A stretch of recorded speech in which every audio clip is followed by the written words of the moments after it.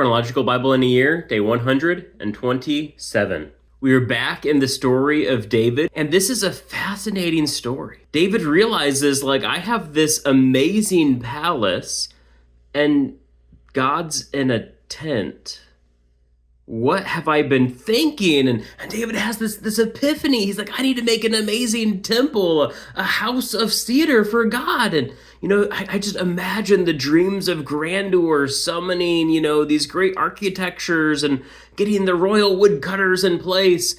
But then God gives Nathan a vision. Whose plan is it to build this house? Is it man's or is it God's? We realize through the vision of Nathan that this is not God's desire or design. Rather, it's man saying, I've amassed all this. God needs something too, right? But God didn't ask for it. In fact, he's like, David, you're not the one to do this. Spoiler alert, his son Solomon will build a temple which will be destroyed, and then it will be rebuilt by the nation of Israel after the exile, and then that will eventually be destroyed. But we know here that God is saying, don't worry about it, because one will come whose kingdom will reign forever. God is looking beyond time, but God's also omnipresent. He's everywhere. He doesn't need a fancy house.